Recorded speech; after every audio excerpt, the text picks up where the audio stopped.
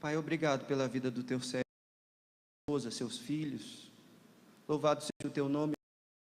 Boa viagem hoje à tarde, pôde chegar em segurança aqui, ó Deus. Pai, nós intercedemos para que o Senhor derrame da tua graça sobre ele, para que ele seja um instrumento fiel e limpo, ó Deus, nas tuas mãos, para que, ó Deus, com o auxílio do teu Espírito, nós sejamos edificados, ó Deus, através da ministração dele nessa noite aqui.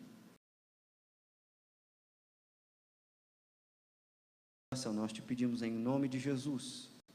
Amém. É muito bom estar com vocês. Eu me sinto em casa. Eu estou num estado que me acolheu durante grande parte da minha vida. Tenho amigos aqui. Sinto muita saudade do estado, então é muito bom estar aqui. Eu gostaria que você abrisse a sua Bíblia, por gentileza.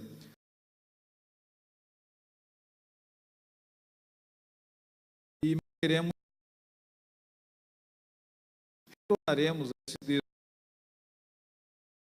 mais exposição da Escritura.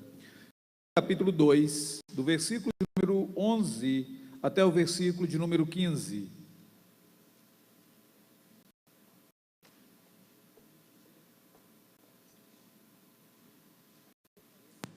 Tito 2, de 11 a 15, diz assim: porque a graça de Deus se manifestou salvador a todos os homens, educando-nos para que, renegadas a impiedade e as paixões mundanas, vivamos no presente século sensata, justa e piedosamente, aguardando a bendita esperança e a manifestação do nosso grande Deus e Salvador, Cristo Jesus, o qual a si mesmo se deu por nós, a fim de remir-nos de toda iniquidade e purificar para si mesmo um povo.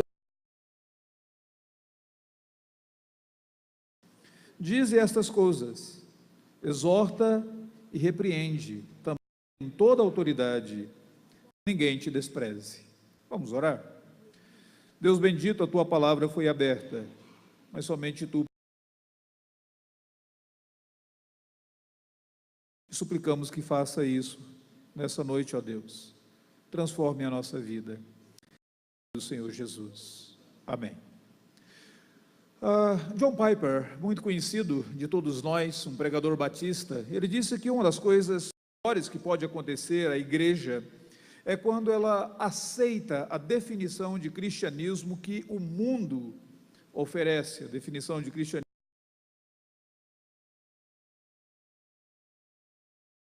para o cristianismo, como se o cristianismo fosse apenas uma expressão da verdade e não a verdade. O mundo olha para o cristianismo como se o cristianismo fosse um produto de pessoas completamente desajustadas. O mundo olha para o cristianismo como se o cristianismo fosse apenas uma religião, como se o cristianismo fosse algo totalmente desnecessário. Aceitado essa definição do cristianismo. A igreja, nós falamos muito da reforma protestante, mas antes da reforma, a igreja não vivia um cristianismo, mas a igreja vivia aquilo que alguns escritores chamam de cristonismo. Era uma mistura, era um sincretismo com alguns conceitos pagãos daquela época. Para vocês observarem bem, onde as pessoas não tinham nenhuma certeza do que elas criam e nem porque elas criam. Então, das pessoas, inclusive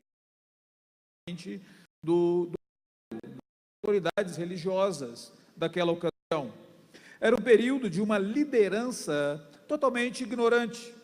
O clero era notável por abusos, por ignorância, por não conhecerem as escrituras sagradas, por anunciarem, por pregarem superstições e assim por diante. Aquele era um período de uma religião marcada pela superficialidade e apenas pelo externalismo. Ela não precisava, no íntimo dela, se comprometer com Cristo, ela não precisava, no íntimo dela, se comprometer com a fé cristã, ela seria, então, tomada como membro da igreja e tudo ficaria meramente de uma forma externa. Havia uma separação entre o clero e o laicato. os membros da igreja. Na verdade, até hoje, para você ter uma ideia, para se considerar que uma igreja católica romana está em determinado local, não precisa ter membros daquela igreja, é necessário que haja meramente um padre. Há essa divisão entre o clero e o laicato. A igreja não são seus membros, a igreja são seus líderes, e assim isso existia naquela época. Era um período marcado também por inúmera superstição, uma ignorância da ansiedade, e as pessoas a toda forma de superstições e assim por diante. Uma ilustração bem clara de como era o período naquela época foi captada por um filme de 2001 chamado As Brumas de Avalon.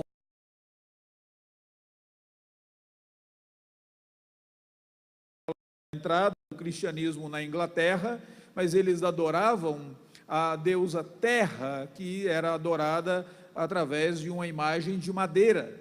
Quando o cristianismo chegou, impediu que as pessoas adorassem aquela deusa Terra, e a pessoa... Nós tivemos que abandonar alguns dos nossos costumes, mas continuamos adorando a nossa deusa. E eles mostram, o cinegrafista mostra a imagem de uma imagem de Maria com véu grinalda, e debaixo daquele véu estava justamente a imagem de madeira que antes eles adoravam. Era justamente isso, esse cristianismo que havia na época. Era isso que os reformadores formar uma igreja foi buscando redescobrir a graça de Deus. Levantaram. Aliás, há um livro muito interessante de William Robinson chamado Reforma Protestante como um redescobrimento da graça de Deus. Ele fala que esse redescobrimento da graça de Deus na reforma pode ser visto nos chamados slogans da reforma. O sola escritura, sola Cristo, sola fide, todos estes, solo Deo glória, todos estes pilares da reforma vão para a graça de Deus. Eles falam do significado da reforma, que é redescobrir a palavra, redescobrir a Bíblia Sagrada e redescobrir o Deus da palavra, redescobrir o próprio Evangelho, a Escritura Sagrada. Tudo aquilo era o redescobrimento da graça. Ontem vocês tiveram uma aula sobre Martinho Lutero.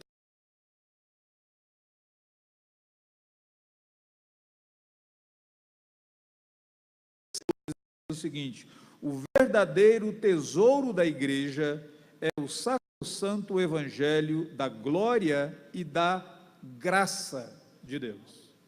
Mas o que é graça?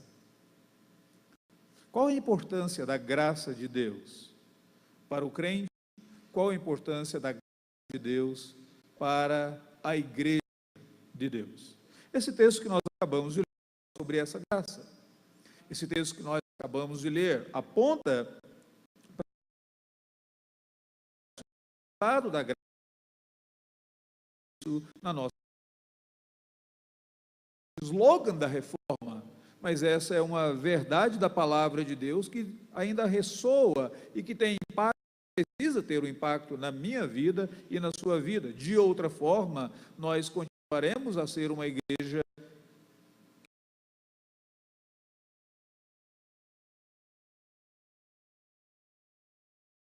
estiver aberta aí. Paulo escreve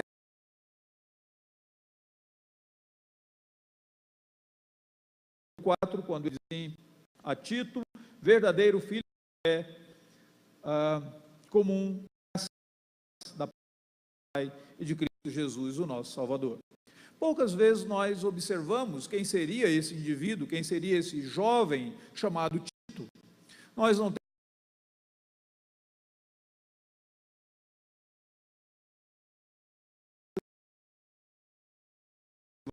muito Paulo nesse texto está relatando a sua conversão. No capítulo 2 ele diz que logo após a conversão, versículo de número 14 anos, subia outra vez a Jerusalém, levando também a Tito. Ele permaneceu na cidade de Antioquia, juntamente com Barnabé. O cristianismo cresceu naquela cidade de Antioquia. 14 anos depois dele estar na cidade de Antioquia, ele sobe com Barnabé a Jerusalém a encontrar-se com os apóstolos, e Tito já estava com ele. Provavelmente Tito era um daqueles gentios que estava pelo apóstolo Paulo, e agora ele segue juntamente. Tito, então, deveria ser muito antes que, se observar no versículo 6, Paulo ainda relata aquela vez, ele diz assim: contudo, estava comigo, sendo grego, foi constrangido a circuncidar-se. Então sabemos, era um grego, era um gentio que foi pelo Evangelho, e já estava com o apóstolo Paulo logo nos primeiros anos de ministério do apóstolo Paulo. Seguiu talvez o apóstolo, foi evangelizado e instruído pelo apóstolo, e Paulo o considera como esse filho segundo a fé comum. No versículo de número 5 da carta a Tito, diz que Tito agora foi pastor na cidade, na ilha de Creta, e ele foi enviado para a ilha de Creta com o objetivo pastorear a igreja que ali estava. A igreja precisava ter algumas coisas.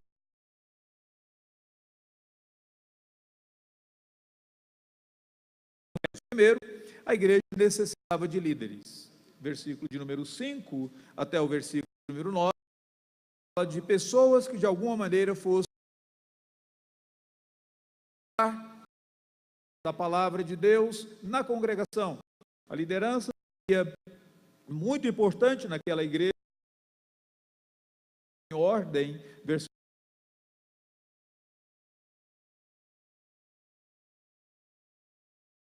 A segunda coisa que observa é que aquela igreja, ela talvez precisasse tanto de liderança assim, porque no verso de número 10, a igreja estava vulnerável a alguns falsos mestres. Paulo diz que aqueles homens eram insubordinados, tinham casas inteiras, a mente deles era uma mente corrompida, e Tito então tinha muita coisa a fazer, uma boa liderança, preservar a igreja desses falsos. Esses mestres, do verso de número 10, eram enganadores, mentirosos, professavam conhecer Deus, mas eles negavam Deus por suas obras. Se você observa, nem tudo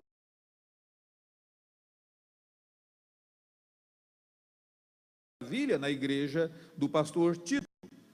Ainda mais, os membros da igreja precisavam aprender não apenas a abraçar a sã doutrina, precisavam ir de acordo com a sã doutrina. Talvez não algo no conhecimento deles, mas algo na vida prática estava falhando, e Paulo escreve no verso de número 1,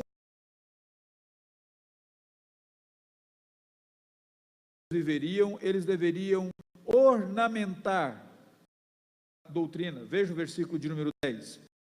Depois de falar como que as mulheres deveriam, como que os jovens deveriam proceder, como que os mais velhos deveriam proceder, como que os servos deveriam proceder. Verso de número 10 diz que eles não furtem, pelo contrário, deem prova de toda fidelidade, a fim de ornarem, ou seja, ornamentarem, embelezarem.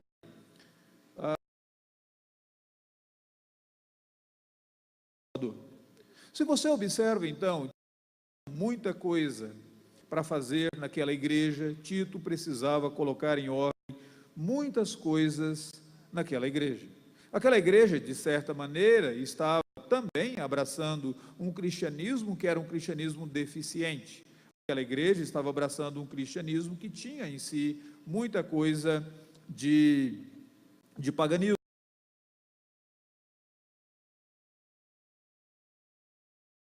Enfrentar naquela igreja, nós ficamos perguntando qual seria a motivação para fazer aquilo. Deveria trabalhar no coração dele para abraçar uma igreja como aquela. Por que ele iria para uma igreja como aquela? E por que ele envidaria tantos esforços para trabalhar naquela igreja? O versículo 11 em diante mostra a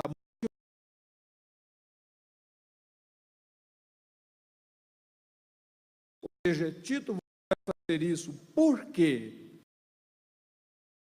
a graça de Deus se manifestou para conosco. A ação da graça de Deus deveria ser a motivação verdadeira para realizar aquele trabalho que o encarregava.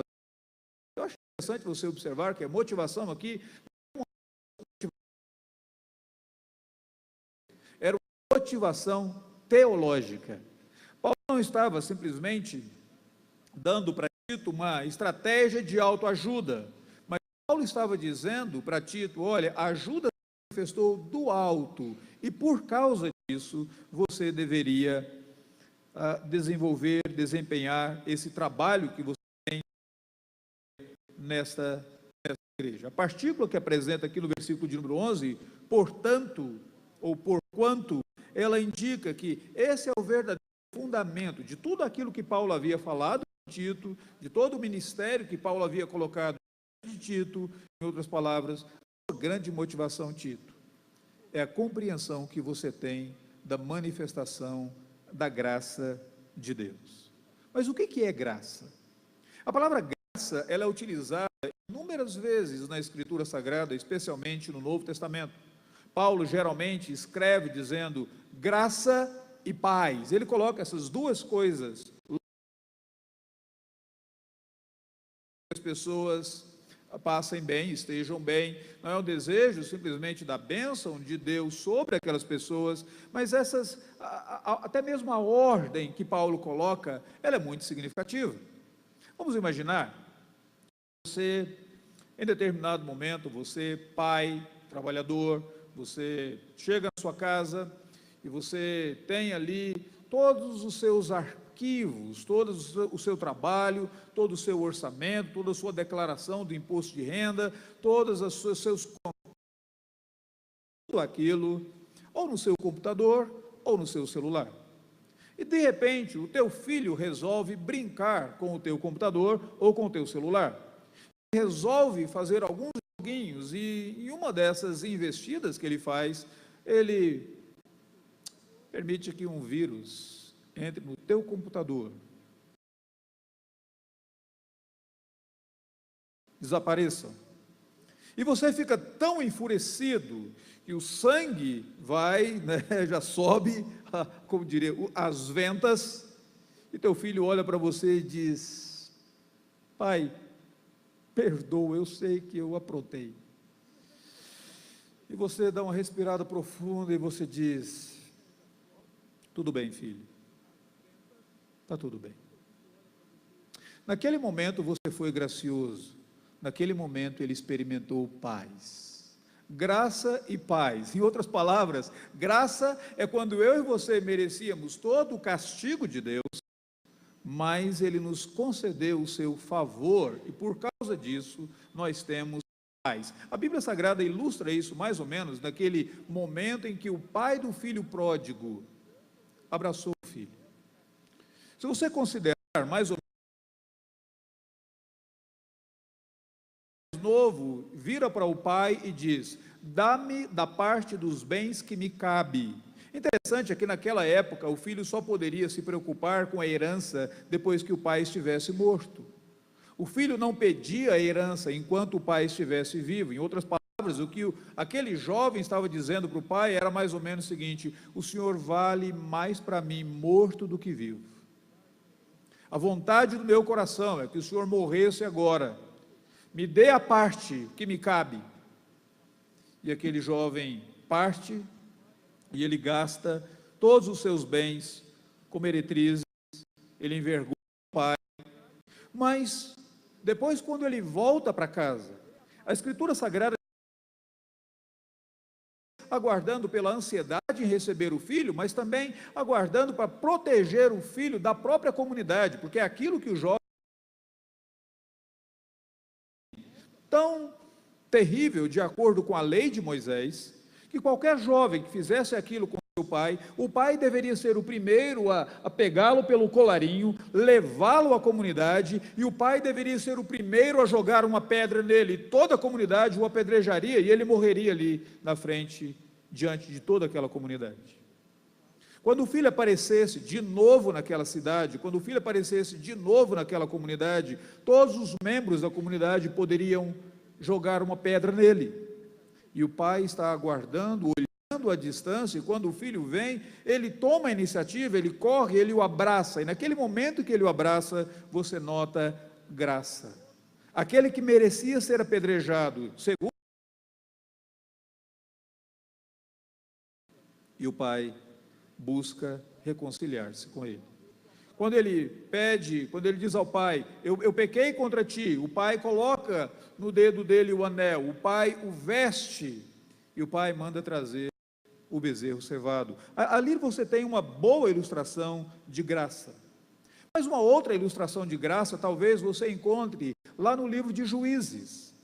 Lá no livro de Juízes, capítulo de número 10, diz que o povo de Deus, aliás, o livro de Juízes é mais ou menos assim, né? O povo peca, Deus permite que o povo caia na mão de uma outra nação, de um outro povo, o povo se arrepende, o povo de Deus se arrepende, Deus manda um juízo, o juízo liberta, depois o povo se corrompe novamente. É mais ou menos assim.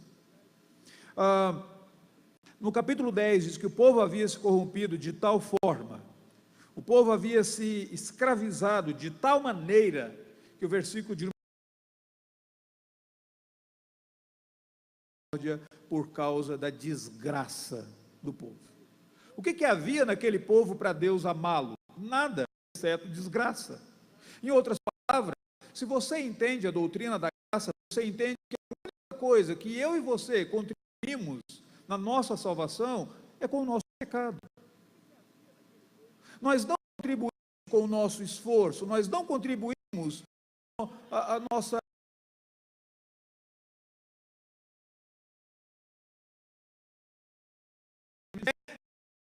arrependimento também é dom de Deus. Contribuímos na somatória da nossa salvação, foi o nosso pecado que levou Jesus àquela cruz. Isso é graça. Isso é graça. Mas talvez graça seja também bem ilustrada em Romanos,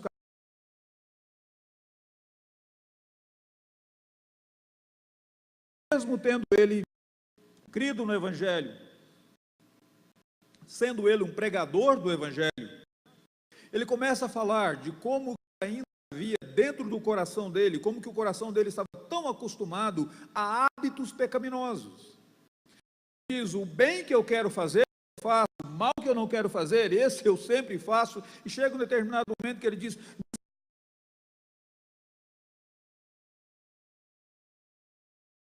resposta, graças a Deus, que em Cristo Jesus.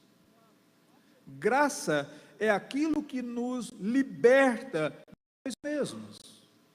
Graça é aquilo que nos liberta dos hábitos pecaminosos que tantas vezes nós cultivados, enraizados dentro do nosso coração.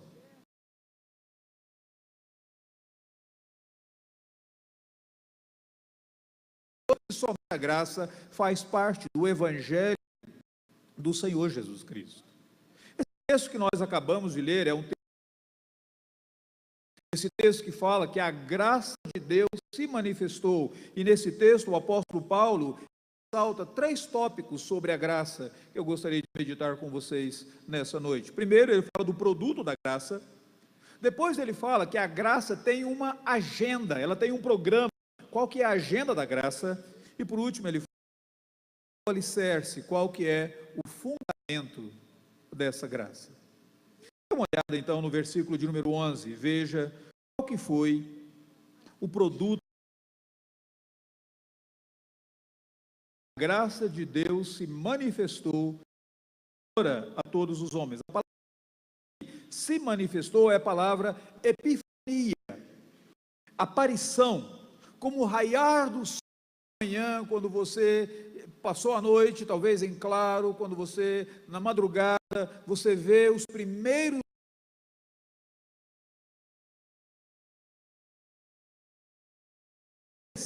ela se manifestou, ela foi manifesta. Ele usa isso no versículo 11.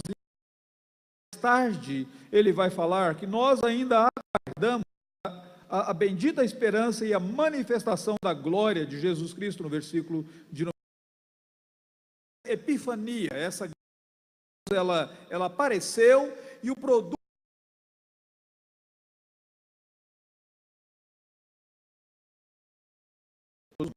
Paulo diz que a graça de Deus, ela produz salvação. Mas é salvação a todos os homens. Quando você lê, logo, bom calvinista que você fica totalmente arrepiado. A primeira coisa que vem à tua mente é estar aqui falando de universalismo, os indivíduos serão salvos. Estaria o apóstolo Paulo defendendo aquilo que algumas pessoas na igreja falaram, de que o universalismo é uma grande heresia, a graça de Deus salvará a cada pessoa indistintamente? Claro que se a salvação fosse universal, não haveria nenhum sobre o inferno. E na Bíblia Sagrada, não sei se você já observou, mas quem mais fala sobre o inferno,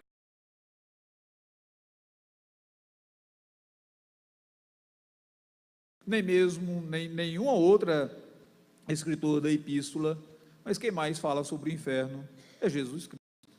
Claro que o apóstolo Paulo, quando ele diz a graça de Deus se manifestou salvador a todos os homens, não poderia então estar dizendo que cada indivíduo será salvo indistintamente. Nós precisamos analisar à luz do seu contexto. Qual que é o contexto? Versículo de número 1 a 10. Dê uma olhada no versículo de número 1 a 10 e você vai observar o seguinte. Verso de número 2. Quanto aos homens idosos, verso de número 3 e 4. Quanto às mulheres idosas, depois versículo 4 continua falando das mulheres. Verso de número 6, ele fala ossos. Verso de número... O que ele está falando aqui? Ele está falando de diferentes classes de pessoas. Está falando dos homens, das mulheres, os moços,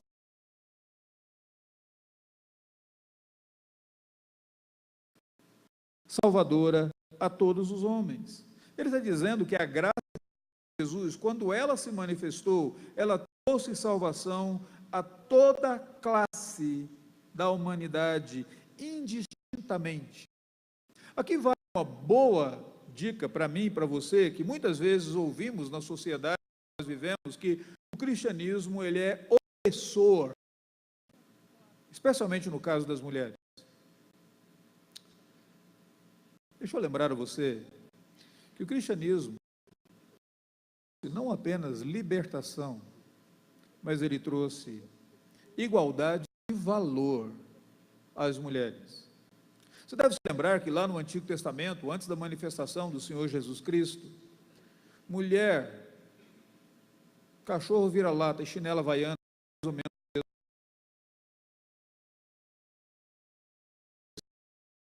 morre por homens e mulheres. A morte do Redentor, o sangue precioso derramado na cruz, não foi apenas para uma classe masculina, não foi apenas para uma classe sacerdotal, mas na cruz do Calvário, Jesus Cristo iguala o valor que Deus havia dado, desde Gênesis capítulo 1, ele iguala o valor de homens e mulheres. Mulheres não apenas servem o Senhor Jesus, mas mulheres são capacitadas e habilitadas com dons espirituais para servir Jesus.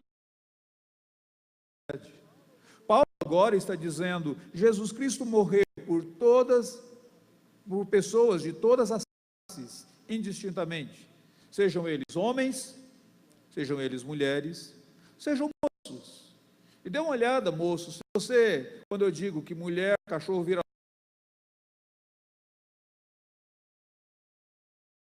notar também que só havia valor para o homem de 20 anos acima. Os homens nem eram contados no censo, eles nem eram computados como membros daquela grande sociedade. Você vai observar que o que o apóstolo Paulo está dizendo é que a graça de Deus se mostrou tão salvadora que Deus decidiu olhar para os desvalorizados. O que diria então sobre os servos? Porque aqui o texto fala sobre servos, versículo número 9. Servos, se você se lembra da lei de Moisés, não tinha nenhum valor, dignidade. Se o Senhor quisesse, ele poderia muito bem se desfazer dele. Mas agora Paulo diz: a graça de Deus se manifestou classes indistintamente. O resultado, o produto dessa graça, o produto dessa graça é a para aqueles que eram desvalorizados.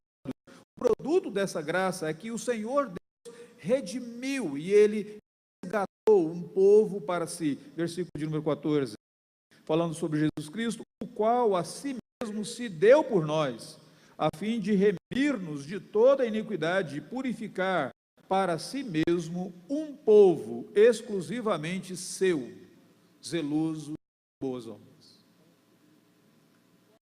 O produto da graça, o produto da graça foi a salvação, que não foi apenas para os judeus, a salvação que veio também para os gentios. Agora, Tito, um pastor gentio, falando para os gentios e dizendo: olha, vocês que estavam desvalorizados, que não eram contados com o povo de Deus, que eram filhos da ira, a graça de Deus alcançou vocês.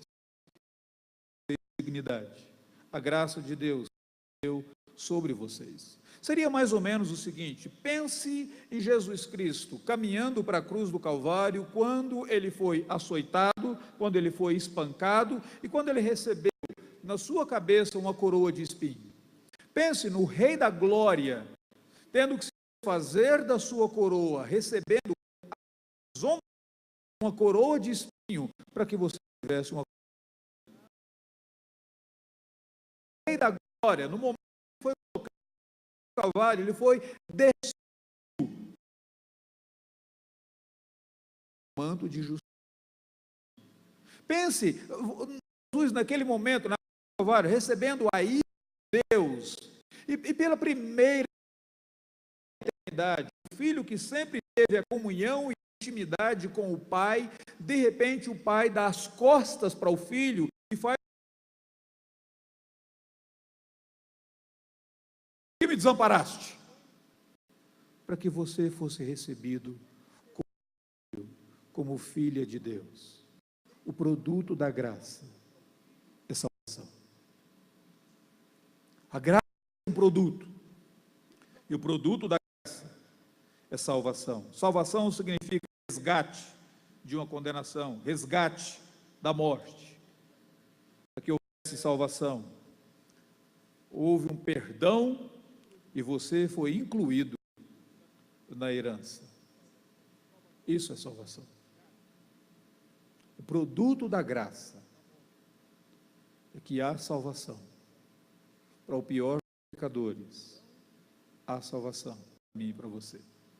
Talvez a maneira de nós resumirmos isso seria mais ou menos o seguinte: você é pior do que você pensa, mas você é mais amado do que você imagina, por causa da graça. Deus não pôde reter a sua misericórdia por causa da... e ele agiu com a graça dele, e o produto foi. Mas Paulo não para aí. Quando fala sobre a graça, o apóstolo Paulo diz que a graça tem uma agenda, a graça tem um e a agenda da graça, por que a graça? Ele diz assim: porquanto a graça de Deus se mostrou salvadora a todos os homens, educando-nos para quê? Você tem esse objetivo da graça, esse propósito da graça. É interessante você observar que muitas vezes nós, e até mesmo na religiosidade dos dias atuais, nós achamos que o propósito da graça, ou às vezes nós acabamos... Você já notou alguns caminhos que são extremamente egoístas e egocêntricos? Eu quero ver a glória do Senhor hoje aqui, a sua mão e seu poder sobre mim. Eu não estou nem preocupado com o que vai acontecer com o resto da igreja, mas é para mim. Ou então é a sala do trono. Eu quero ir. Se meu irmão vai, eu não quero nem saber. Se a minha irmã está comigo, pronto, acabou. Muitos dos nossos cânticos, muitos dos nossos hinos, muito da nossa confissão, ela é extremamente egoísta e egocêntrica. Nós achamos que a agenda da graça é a...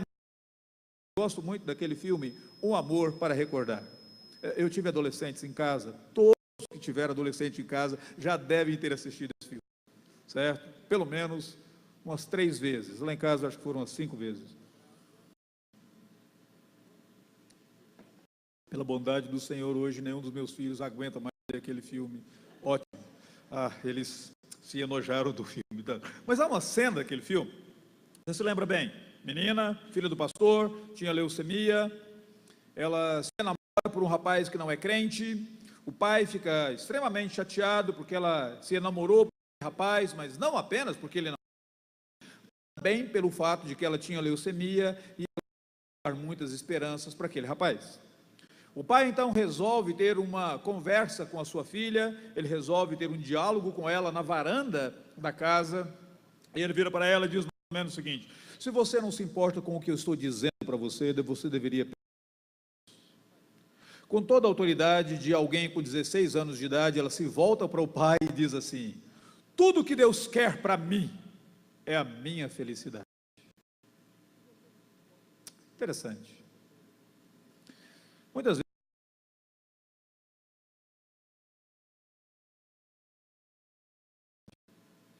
a longo prazo sim, a curto prazo não. Paulo diz que a agenda de Deus para nós é a nossa felicidade. Felicidade sem santidade é uma ofensa. Paulo diz que a agenda do Senhor é a nossa transformação. Ele diz: a graça de Deus se manifestou educando-nos. Ela tem uma agenda. Ela faz isso por meio da instrução, por meio da educação. Para quê? Algumas coisas. Primeiro, renegada a impiedades e as paixões mundanas, vivamos sensata, justa e piedosamente. A agenda da graça, o programa da graça, aqueles que foram alcançados pela graça possam renegar as impiedades e as paixões mundanas. O que Paulo está dizendo aqui? Ele está dizendo que depois de ter sido alcançado pela graça, depois de ter sido salvo, você ainda conserva no seu coração alguns desejos que são desejos pecaminosos. Uma ilustração boa nesse sentido talvez seja o povo de Israel que saiu do Egito, estava indo caminho da terra prometida. Antes de chegar à terra prometida, diante das dificuldades que aquele povo tinha, faltava água, faltava alimento, o povo dizia: melhor nos era estar no Egito. O povo ainda estava, de alguma maneira, enamorado com as coisas do Egito. O desejo do coração deles, eles ainda falavam das cebolas do Egito, eles ainda falavam das carnes que eles comiam no Egito. Eles não se lembravam da escravidão, eles não se lembravam da opressão, eles não se lembravam da violência e da injustiça que estava lá. Mas o coração deles estava ainda apegado às coisas do Egito. É possível que a graça de Deus tenha se manifestado, Salvador, a minha vida e a tua vida, mas no meu e no seu coração, nós ainda guardemos alguns desejos que são desejos mundanos, algumas paixões que são paixões mundanas. Deixa eu dar uma outra ilustração para vocês. Recentemente, meu filho compartilhou comigo uma leitura que ele fez de um livro do Kevin DeYoung. Ele é de ler o Kevin. Ele disse que DeYoung, quando nos Estados Unidos foi proclamada a libertação dos escravos, muitos deles que foram libertos da escravidão, eles não sabiam como se comportar como homens livres, porque eles nasceram num contexto de escravidão. Tudo que eles aprenderam estava no contexto de escravidão. Eles tinham hábitos de pessoas da escravidão. Eles não sabiam como se comportar com pessoas.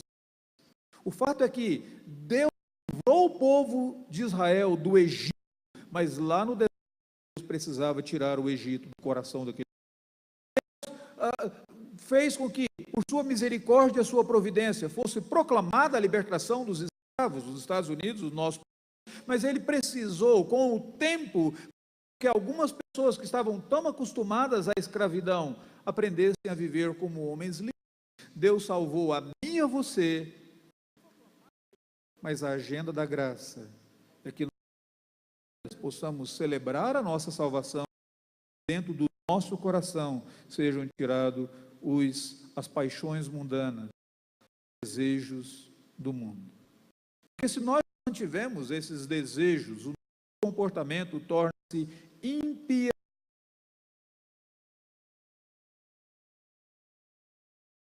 Desejo pela segurança, pelo controle, desejo de não dar, desejo de não romper.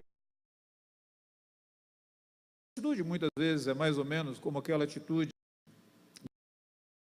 do Egito, quando Moisés chegou para ele e disse: assim diz o Senhor, deixa o meu povo ir. E Faraó diz: pode ir, mas não vá muito longe. Nós queremos sair do mundo, mas não muito distante. Continuamos, de alguma maneira, com os desejos mundanos dentro do nosso coração. E Paulo diz: o programa da graça, a agenda da graça, é não apenas tirar vocês do mundo, mas tirar as trevas do coração de vocês, para que, renegadas a impiedade, paixões mundanas, vivamos no presente século sensata, justa e piedosamente. Para que as paixões mundanas sejam retiradas do coração, as trevas sejam retiradas do coração, é necessário que você renegue essas trevas. E esse programa, essa é a agenda da graça de Deus. Segunda coisa, é necessário, o aspecto da agenda da graça, é que aqueles que foram alcançados no dia a dia, versículo de número 12, que renegadas essas impiedades, renegadas as paixões humanas ou mundanas, vivamos no presente século uma nova vida, sensata, justa, piedosamente, uma vida de retidão para ser executada aqui na terra. Às vezes, todo prazer em Deus quando chegarmos no céu. Mas se eu e você cultivamos o nosso prazer em Deus e na agenda da graça de Deus aqui na terra, o céu será um local totalmente estranho para nós. Portanto, a agenda da graça de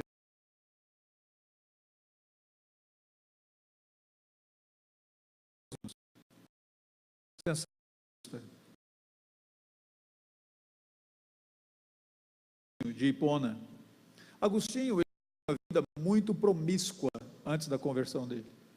Ele era muito interessado em filosofia, ele era muito interessado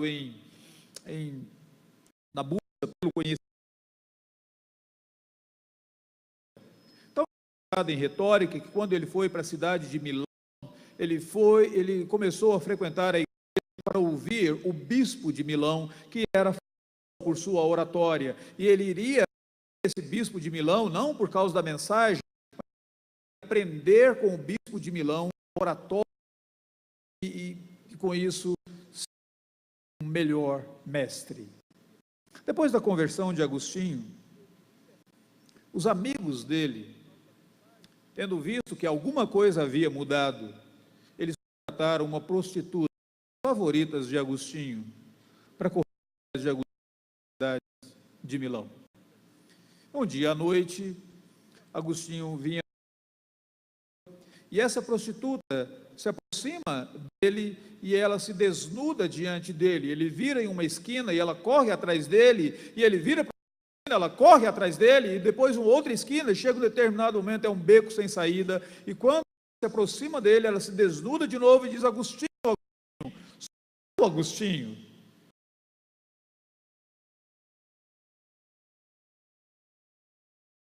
Ele abaixa e ele sai. É mais ou menos essa a ideia, a graça de Deus, é que você possa dizer: continua sendo o mundo, eu não sou eu mais, é novidade de vida. 13 diz que uma outra agenda da graça é que eu e você vivamos uma vida aguardando a bendita esperança e a manifestação. O programa da graça de Deus é fazer com que essa figura, não nas coisas desse mundo. Eu gosto de ler as Crônicas de Nárnia, de C.S. Lewis. É uma para crianças, eu sei. É porque a minha mente só consegue entender literatura infantil, eu não consigo entender aquelas literaturas confusas. Então eu prefiro ler as Crônicas de Nárnia. No último livro, as Crônicas de Nárnia, na última página, a última batalha, todos os personagens morrem. E depois deles terem vivido todas aquelas aventuras, o leão, o feiticeiro, o guarda-roupa, depois deles terem vivido as aventuras dos anéis mágicos, depois de terem vivido as aventuras da cadeira de prata, depois de terem vivido as aventuras do navio da alvorada, todas aquelas aventuras, chega na última página e o escritor, C.S. Lewis, diz assim: e agora? Tudo aquilo que eles viveram foi apenas a capa, parte apenas do prefácio. O verdadeiro livro será escrito de agora em diante, algo que eles nunca puderam imaginar, onde cada segundo será uma aventura, onde será um capítulo do verdadeiro livro da vida dele. Eu fico imaginando Deus como Paulo está dizendo que a agenda dessa é fazer com que a minha esperança e a sua esperança não estejam fundadas nesse mundo, mas que elas estejam voltadas para o mundo celestial. Por causa disso, por causa desse programa da graça, por causa dessa agenda da graça, Paulo diz que a graça nos educa. Como nos educa? Ela nos instrui. Deus pode nos instruir por meio da palavra dele, por meio da pregação, por meio de tantas outras lições, mas a graça também nos educa por meio da providência do Senhor. Então, permite que eu e você enfrentemos angústias, dores. Ele é gracioso para conosco e Ele quer que o programa da sua seja executado na nossa vida. Você já considerou que nem sempre Deus nos livra do problema? Às vezes Deus nos livra em meio ao problema, e outras ocasiões Ele nos livra por meio do problema e da angústia. Você já se lembrou daquele texto bíblico dos amigos de Daniel na fornalha acesa? Você já observou quão cruel era Nabucodonosor, que mandou com que aquela fornalha acesa 7 vezes mais? Você já prestou atenção que o texto bíblico, os homens que jogaram os amigos de Daniel naquela fornalha acesa, eles morreram no momento que eles se aproximaram da fornalha? E você já prestou atenção que o texto bíblico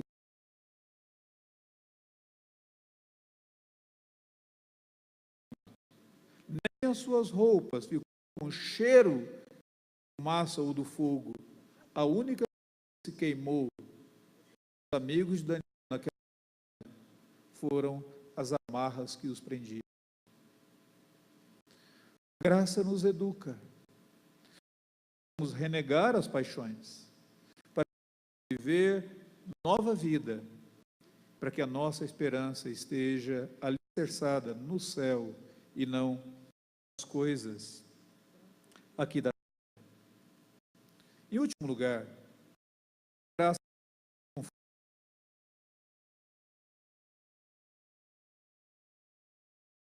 transformação.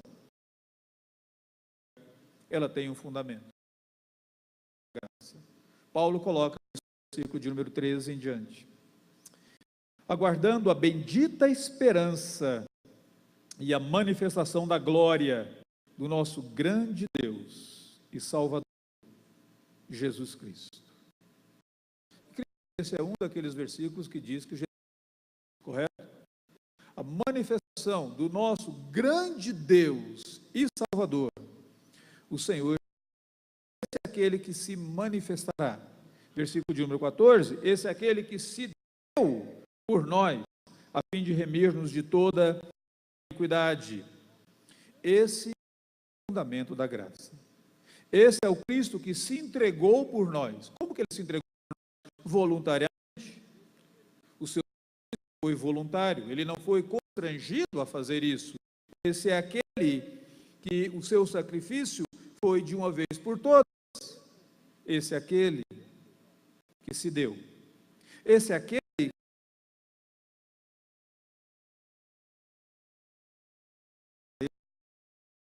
a fim de remir-nos de toda iniquidade e purificar para si mesmo um povo exclusivamente seu. A fim de. Isso mostra então que o fundamento da graça é nada mais, nada menos do que o próprio Jesus Cristo. Que a encarnação de Jesus Cristo foi uma personificação da graça de Deus, que a graça e a verdade vieram por meio de Jesus Cristo, que somente por causa de Cristo eu e você experimentamos a graça de Deus. Vamos ver isso ilustrado na Escritura Sagrada de duas maneiras. Em primeiro lugar, vocês se lembram que de Gênesis 15, quando diz que o Senhor Deus fez um pacto com Abraão. Como era o pacto naquele período? Um soberano o procuraria, tomaria a iniciativa de fazer um pacto com algum que fosse um vassalo, um inferior, com alguém que não tem uma posição.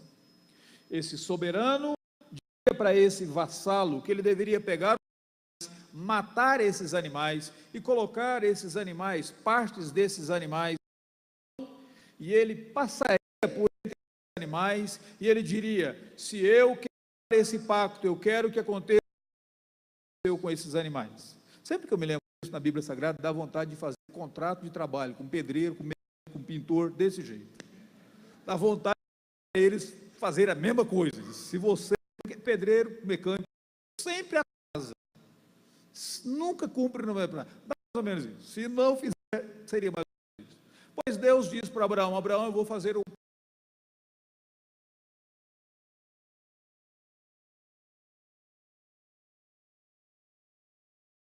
no chão. Para esses animais.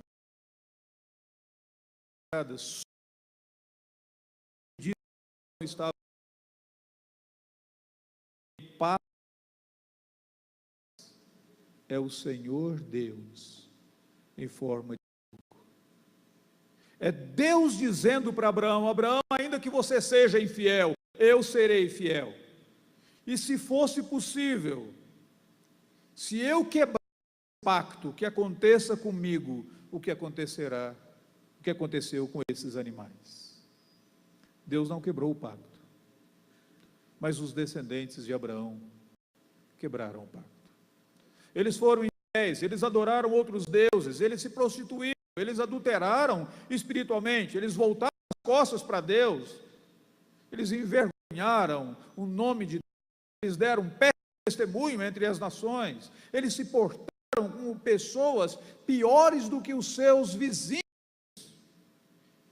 e ainda assim, sendo que eles não tinham condições para morrerem, Deus envia o seu Filho, e o seu Filho se encarna, tomando a natureza de homem, identificando-se com o povo, e naquela cruz ele é despedaçado. Os cravos estão colocados ali, a graça se manifestou, a ira de Deus cai sobre ele.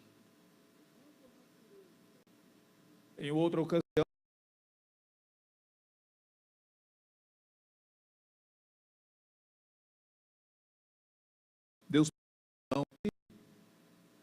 Deus diz: Abraão, toma o teu filho, o teu único filho, a quem amas, Isaac. Quando eu leio esse texto, imaginando por que Deus foi tão específico. Provavelmente, se Deus não fosse tão específico, Abraão teria tomado Ismael, certo? Mas Deus é bem específico. A Bíblia Sagrada diz que Abraão acorda cedo pela manhã. Alguns pregadores mais espirituais do que eu, Abraão, descerá. Eu creio que se Deus pedisse um dos meus filhos, eu não conseguiria dormir. E imaginando que Abraão fosse tão humano quanto eu, também imagino que ele não conseguiu dormir. Calado, ele obedece, ele faz tudo aquilo. Coloca o rapaz sobre, ele sobe ao monte Moriá. Constrói uma, coloca o rapaz sobre o altar no momento em que ele está para imolar, para matar o rapaz. Uma voz do céu diz: Abraão, não faças mal ao teu filho, porque agora eu sei que tu me amas. Abraão olha ao lado e ele vê um cordeiro. Eu não sei se ele não havia percebido, mas ele vê um cordeiro que está preso pelos chifres. Ele toma aquele cordeiro substituto, ele coloca aquele cordeiro sobre o altar, ele imola aquele cordeiro, e Jesus diz assim mais tarde, João capítulo 8, Abraão viu o meu dia, o dia do cordeiro substituto, e ele se alegrou. Agora eu fico imaginando, se Abraão estivesse anos mais tarde, lá naquela cordilheira onde estava o Monte Moriá,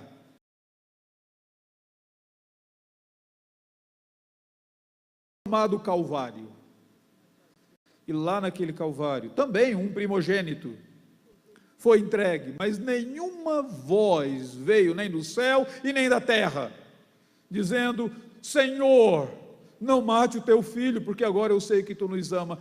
Não, o filho foi imolado, o cordeiro foi imolado, nenhum cordeiro substituto, ninguém se ofereceu. Se Abraão estivesse ao pé daquela cruz, Abraão teria dito, Senhor, agora eu sei o quanto tu me amas, porque não me poupaste o teu único filho. O fundamento da graça é Jesus Cristo. É a expressão da graça de Deus, por mim e por você. A graça é única, porque ela tem um produto, ela tem um propósito, que é a nossa transformação, e ela tem um fundamento, que é Jesus Cristo, o nosso Senhor. O que é que isso tem com a minha vida e com a sua vida? 3 coisas. Primeiro, é possível, e é importante, necessário de fato, que você examine a si mesmo,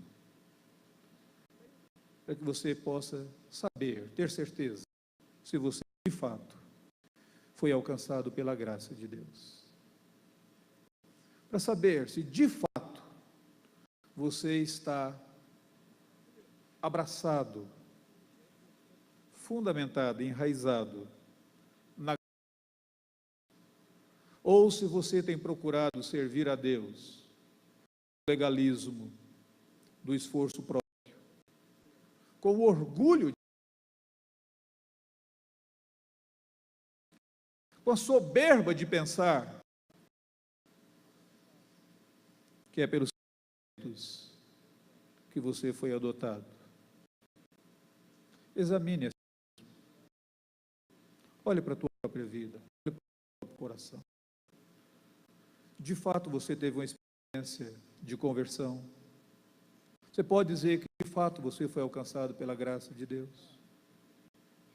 Essa é a primeira coisa. A segunda coisa, se você foi alcançado pela graça de Deus, e é uma das razões pelas quais a salvação é pela graça, se a salvação é pela graça e você foi alcançado pela graça de Deus, não tem nada que Ele não possa exigir de você. Há um filme muito antigo, 1964, tão antigo que eu nem estava nascido naquela época, mas como a televisão fica reproduzindo esses negócios,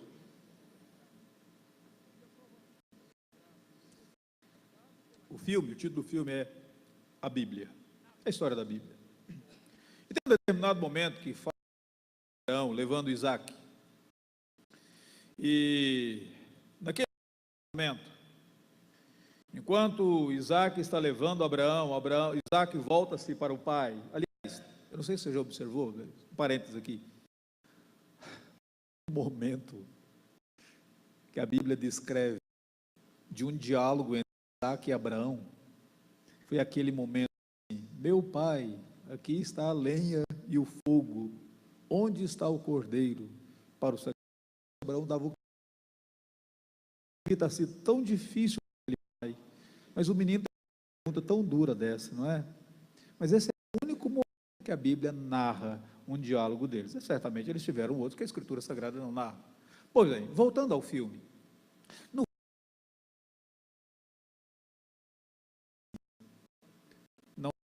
que ele te peça. E Abraão diz: nada. Por quê? Porque foi pela graça.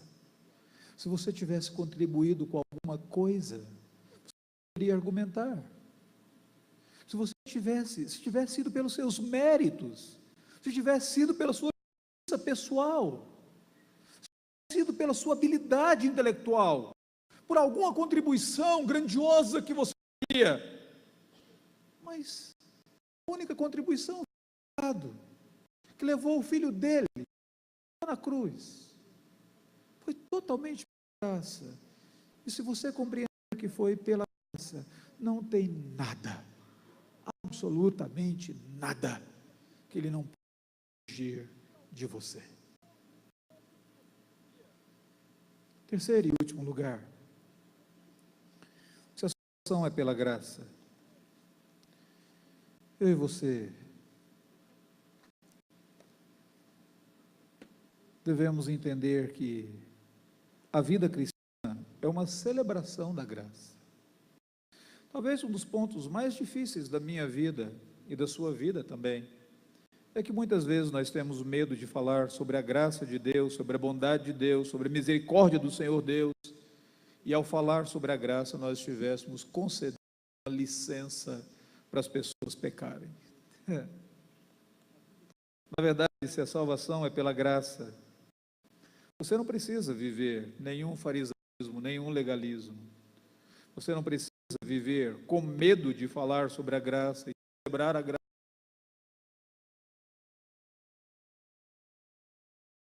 De celebração da graça de Deus.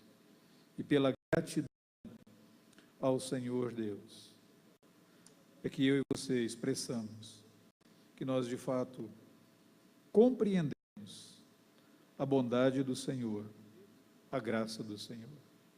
Somente pela graça, não foi apenas uma doutrina da reforma. Somente pela graça é uma verdade bíblica. Tem importância,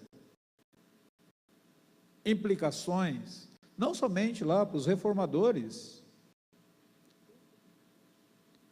no século XVI, mas que tem importância para o meu dia a dia, para o seu dia a dia, para a maneira como nós vivemos, a maneira como nós celebramos a nossa salvação e a maneira como nós desejamos conhecer o grande, misericordioso, compassivo e gracioso Senhor Deus. Que Deus abençoe a vida e a tua vida.